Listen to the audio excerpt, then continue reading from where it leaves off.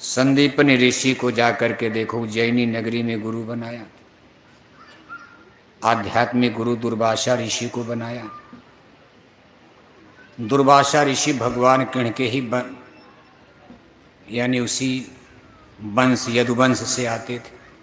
जैसे भगवान किण का यादव वंश में जन्म, दुर्वासा ऋषि का भी यादव वंश में जन्म हुआ था। कहानी कई हजार बरस पहले की है। और दुर्वासा ऋषि 4 भाई थे, चारों सन्यासी, चारों गुरु थे। दुर्वासा ऋषि ही भगवान श्री कृष्ण के आध्यात्मिक गुरु थे। इनके भौतिकी गुरु उज्जैनी नगरी में संदीपनी गुरुकुल, जहाँ विप्र सुदामा के साथ एक ब्राह्मण उनके सहपाठी क्लास फेलो, वहीं पर सुदामा जी भी रहते थे। आप भगवान कृष्ण और सुदामा की दोस्ती की कहानी पढ़ते हो। ये लोग उज्जैनी नगरी में एक साथ पढ़ते। सुदामा जात के ब्राह्मण थे। ये राजस्थान प्रदेश के रहने वाले थे और भगवान श्री कृष्ण मथुरा। दोनों लोग पढ़े कहाँ? उज्जैनी मध्य प्रदेश में आता। आप मध्य प्रदेश में जाओ, उज्जैनी में महाकालेश्वर मंदिर, हिंदुओं का एक बहुत बड़ा तीर्थ स्थान है। महाकालेश्वर मंदिर, महाकाल का मंदिर। उज्जैनी में महाकुंभ लगता, महाकुंभ वहाँ भी लगते, जैसे इलाहाबाद में वैसे वहाँ भी लगता। सिप्रा नाम की नदी वहाँ बहती है, उसके किनारे महाकुंभ लगता। यहीं पर कृष्ण और सुदामा साथ पढ़े थे। कहानी आप जानते हो बाद में क्या हुआ। गए और अपनी गरीबी दूर करवाए। भगवान के ने उनकी गरीबी को दूर किया था बाद में। लेकिन कुल कहने का मतलब, राम और कृष्ण को गुरु करने की क्या जरूरत थी? हम लोग यहाँ देखो हर काम में मास्टर खोजते हैं। लोहे का काम सीखना है, कोई उस्ताद। लकड़ी का काम, फर्नीचर का काम, वही उस्ताद। आपको गाड़ी मोटर चलाना सीधे तो चलाओगे नहीं, 6 महीना सीखना पड़ता। कोई आपको ड्राइविंग सिखाएगा, हेलीकॉप्टर, हवाई जहाज, चाहे कार, मोटरसाइकिल चलाना। बच्चियों को रोटी बनाना है, माताएं सिखाती हैं। कितना पानी डालोगे, आटा ठीक रहेगा, नहीं गीला हो जाएगा, रोटी बनेगी नहीं। कोई माँ के पेट से सीख करके नहीं आता। जिस दिन जीव माँ के पेट से जन्म लेता, वो दिन सब लोग अबोध अज्ञान अवस्था में चले जाते हैं। यहाँ तक कि बच्चे बच्चियों को टट्टी पेशाब का ज्ञान नहीं रहता। माँ की गोद में टट्टी कर दिया, चारपाई पर टट्टी कर दिया। माँ किचन में रोटी बना रही, बच्चे ने जाके वहीं टट्टी कर दिया। लेकिन माताएं मारती नहीं, जान नहीं, बच्चा अबोध है। 2-4 साल में चेतना आ जाएगी, जान जाएगा, शऊर आ जाएगा। जैसे जैसे स्पिरिचुअल पावर यहाँ दोनों आंखों के बीच में, स्पिरिट आत्मा देखो आकर के सिचुएटेड है और ये माँ के गर्भ में घटना हो जाती। अब आत्मा की ताकत नीचे शरीर में फैल रही, जैसे बिजली के तार हाथ में पैर में आती, थोड़ा खड़ा होने लगा, ताकत आ गई। ब्रेन माइंड दिमाग में थोड़ा फैला तो सोच बढ़ी। लैट्रिन बाथरूम अपने आप आना जाना।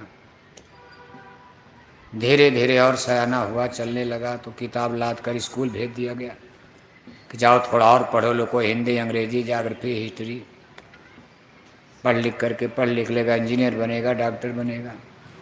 नहीं भी इंजीनियर डॉक्टर बनेगा, रोजी रोटी के लिए कुछ तो चाहिए। कुछ नहीं तो सब्जियाँ बेचेगा। अब पढ़ा लिखा रहे तब है तो नोट तो हर जगह गिनना पड़ेगा। ट्रैक्टर चलाएगा तब भी पैसा कैसे गिने? 1 2 3 नहीं जानेगा तो मान लो ट्रक चलाएगा शराब पीकर। अब शराब पी लिया और दुकानदार को पैसा देना है, तब भी तो पढ़ाई की जरूरत है। कै रुपया देना भाई, कै रुपये एक बोतल है। तो शिक्षा की तो हर जगह जरूरत, अच्छा बुरा कहीं भी। अपने अपने सिस्टम तरीके से अपनी अपनी रोजी रोटी में फिर लोग जीवन भर कोई पढ़ाई तो करता नहीं। माँ बाप बूढ़े हो जाते, बच्चे सयाने हो गए, पढ़ाई लिखाई छूट गई, घर गृहस्थी बसा दी जाती, अपना खाओ अपना, फिर अपना बच्चा बच्ची पैदा करो, भी इनको देखो आप। अब आप उनकी ड्यूटी निभाओ। माँ बाप तो बूढ़े हो गए, मरने वाले, चले जाएंगे, मैन इज मॉर्टल। इस तरह से एक आ रहा एक जा रहा संसार का क्रम। इरेगुलरिटी देखो निरंतर बनी आने और जाने, जैसे रहट चक्र चलता। लेकिन कुल मिलाकर इस बात पर हमको आपको चिंतन विचार करना होगा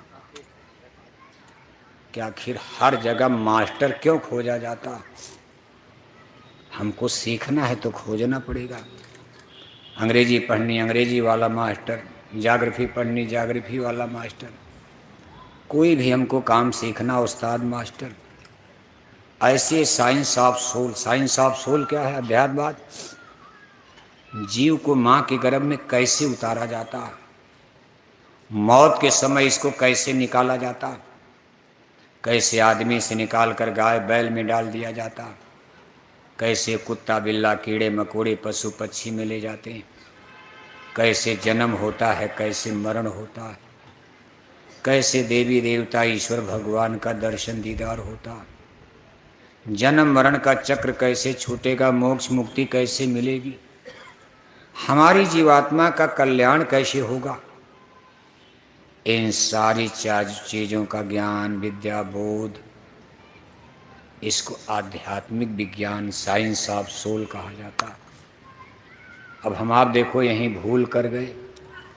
हिंदी अंग्रेजी के लिए दुनिया की तालीम, जिससे हमारा रोटी कपड़ा मकान का सरोकार है।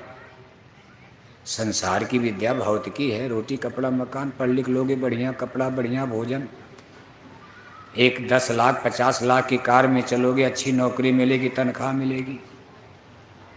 इसके लिए तो हम आप बराबर स्कूल कॉलेज यूनिवर्सिटी में जा रहे हैं, लेकिन जो जीवन का मूल मिशन लक्ष्य और उद्देश्य आत्मा का काम करना, इसके लिए हमने गुरु परंपरा को ही त्याग दिया और हमने आपने अलग अलग परंपरा, भगवान ने तो गुरु परंपरा बनाया, गुरुमत का सिद्धांत।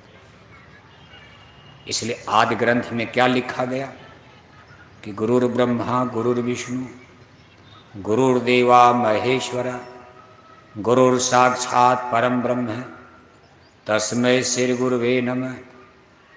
कि भाई गुरुओं के पास जाओ, वही बताएंगे कि परमात्मा कहाँ रहता है, रास्ता क्या है, तरीका क्या है। आपकी पूजा पाठ साधना उपासना स्पिरिचुअल एक्सपेरिमेंट, अगर इसमें कोई गड़बड़ी भूल चूक हो रही है तो मास्टर आपको समझाएगा, देखो भाई यहाँ ये गलती हो रही, यहाँ गलती हो रही। अब हम आप उन गुरुओं की खोज, वक्त गुरु की खोज करते नहीं, पिछले ही गुरुओं की मूर्ति बनाकर लगे पूजने। कहा महाराज आपने उनको पार किया तो हमको भी पार कर देना। जबकि वो लोग कर भी मास्टर तो वक्त का होना चाहिए ना। अब जो मास्टर स्कूल में मर गए वो पढ़ाने आएंगे। कानपुर के सबसे बढ़िया डॉक्टर लेकिन कोरोना में मर गए, अब वो आपको दवा देने आएंगे? इस समय उनके डिस्पेंसरी पर जो डॉक्टर होगा उसी से तो काम लेना पड़ेगा। वक्त गुरु को खोज तेरे भले की कहूँ, पिछलों की तज टेक तेरे भले की कहूँ। इसका ही मतलब नहीं कि पिछलों का अपमान कर दिया जाए, पिछलों का सम्मान करो।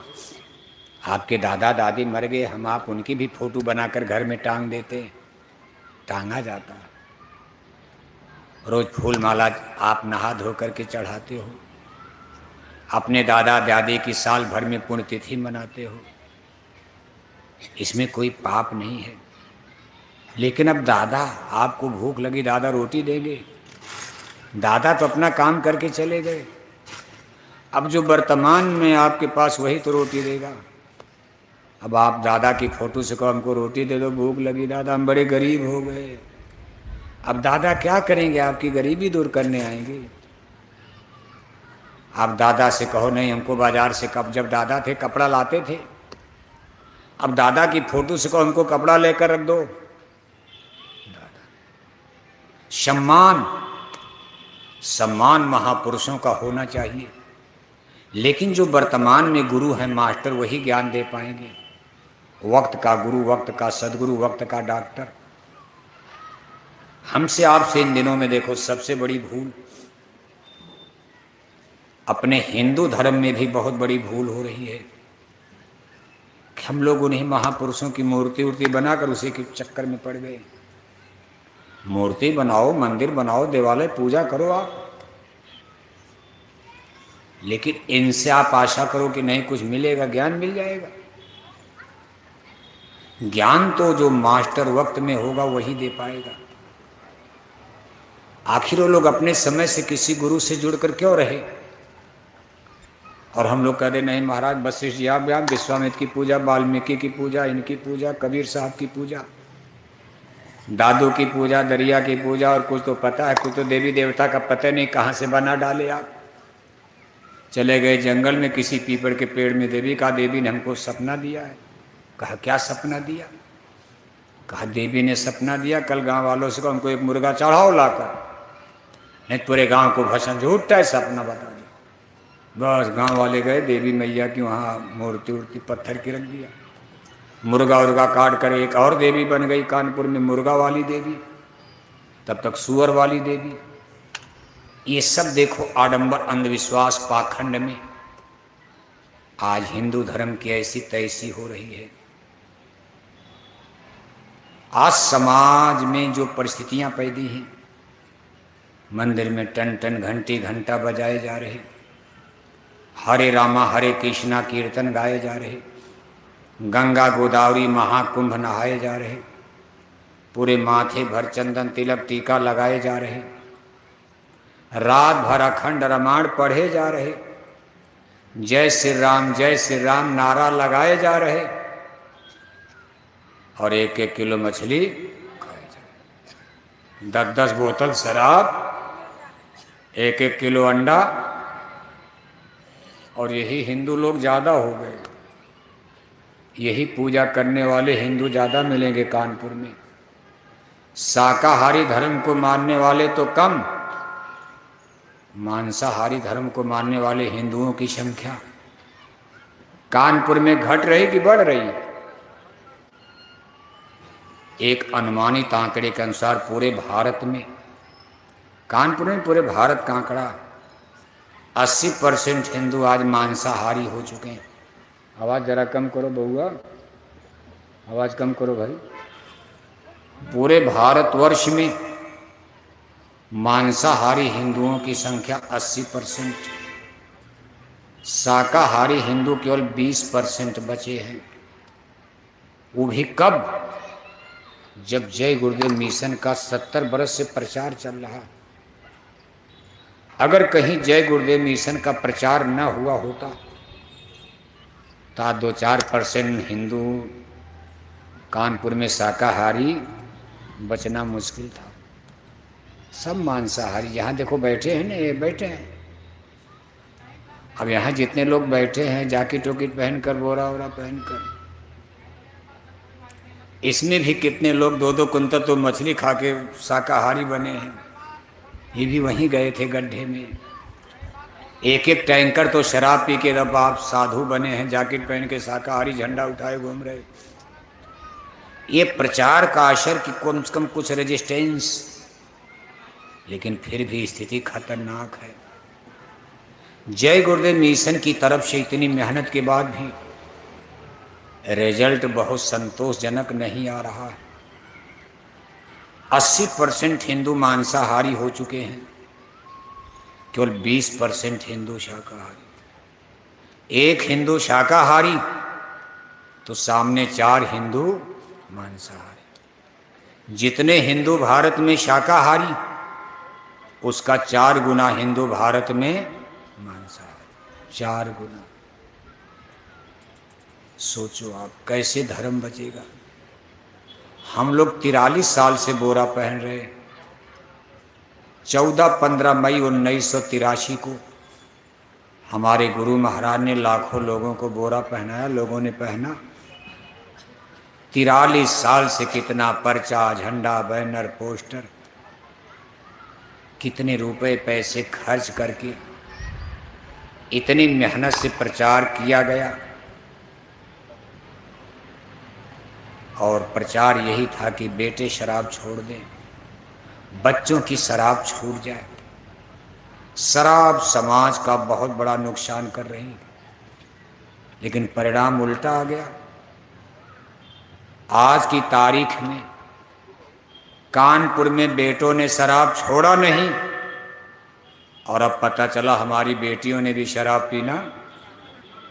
गप नहीं बोल रहे, कानपुर में बेटों ने शराब छोड़ा नहीं और बेटियों ने भी शराब पीना शुरू कर दिया। शराब के नशे में लोग घर में जा रहे हैं, मामा भांजी नहीं। हिंदुओं के घर का हाल देखो, मुसलमानों की बात अभी अलग रखो, आप मुसलमानों की चिंता मत करो, आप हिंदुओं की चिंता करो। कहाँ धर्म खड़ा हो रहा है आज कानपुर में हिंदुओं के घर का हाल।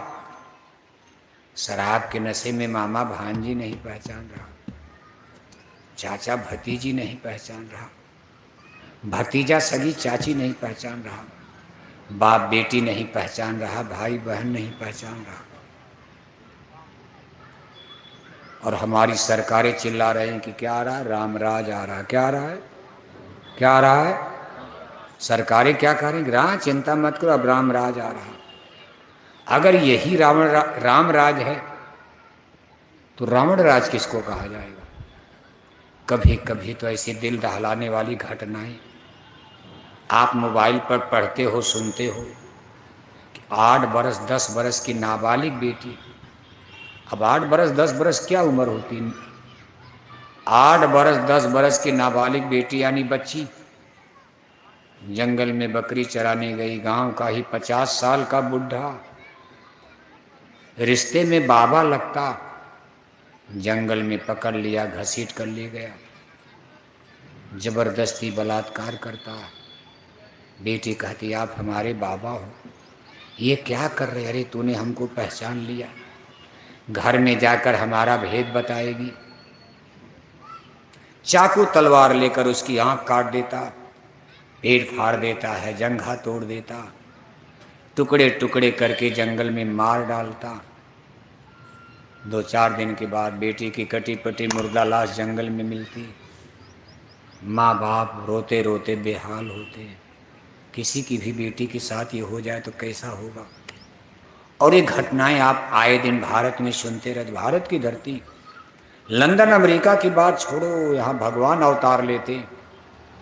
ये भगवान राम और कृष्ण की धरती है, साधु संत ऋषि मुनियों का देश है, धर्म भूमि है। ऐसी धरती पर इस तरह की घटना हो रही और हमारी सरकारें कह रही हैं कि राम राज आ रहा है। क्या आ रहा है, क्या आ रहा है? अगर यही राम राज है तो रावण राज क्या होता? आप रामायण पढ़ते हो, उसमें रावण राज की बात आई है। रावण राज आया तो रावण राज को खत्म करने के लिए भगवान ने जन्म लिया।